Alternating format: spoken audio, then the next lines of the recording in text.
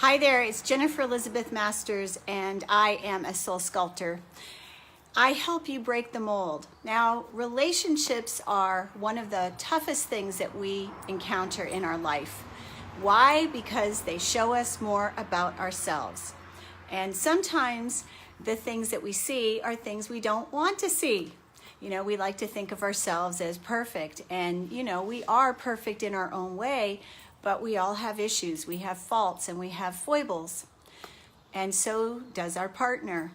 So if someone is really bugging the heck out of you, I've got a couple of tips to shift the dynamic. The first thing is, think about what life would be like without that partner.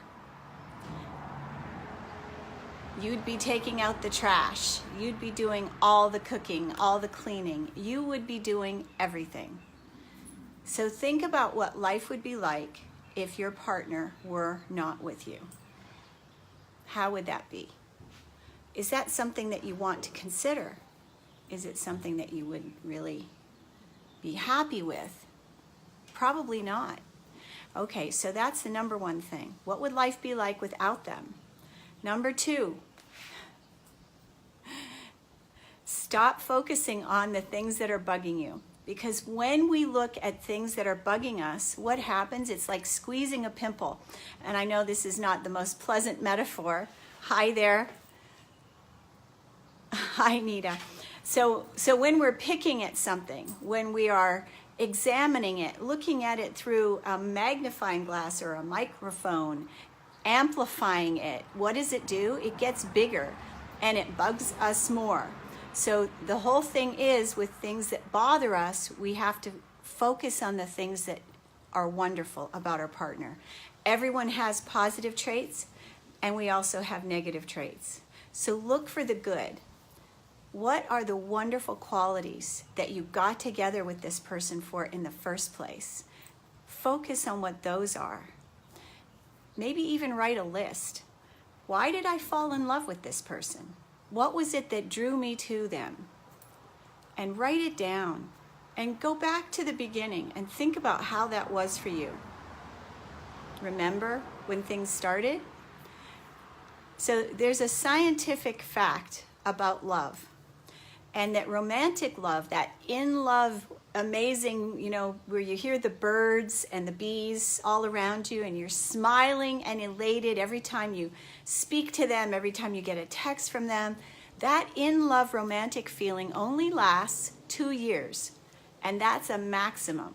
So after 2 years, what do we have to do? We need to choose to love the person. Love becomes a choice. And yes, initially we may have been in love with that person, but after that 2-year period, it is a choice. So choose. Choose the things that you want to focus on. Choose the things that you want to highlight. And sure, we all do have issues. We leave the toothpaste cap off, and sometimes men leave the toilet seat up. You can ask them to put it down. But if you're constantly nagging, you're going to make them feel unappreciated. And that's the third thing. Don't nag. If you've got an issue with someone and they are, like I said, have a trait or a thing that they do that bugs the heck out of you, find a way to ask them nicely, but don't nag. And if you keep harping, you've become a mother, not a lover. And nobody wants to be married to or in relationship with their mother. I know, because I have my own kids. So it's easy to become a mother for our partners, but that's not what we want. We want to continue to keep the love alive. And the way we do that is we focus on their good. And when we do, we're turning our back on the negative. It's not that it doesn't exist, but it's like blessing them. So give gratitude for things that are good about your partner. Focus on their good as opposed to the things that they're not doing. And also, take a look out there, because is there anyone else like that person? No. So think about it. How would life be like without them? And imagine what it would be like to be alone and doing everything by yourself. And if it's only a matter of taking out the trash, well, take out the trash. Is it such a big deal? And bless your spouse, bless your partner. Focus on their good and turn your back on the not so good, because we all have those things. And the last thing I want to say is, when we are triggered by someone else, it means we have the issue within us.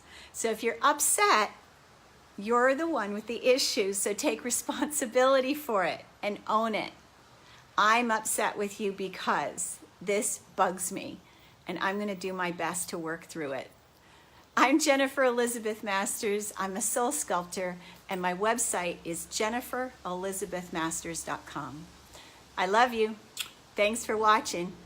Thanks for being here, Nita.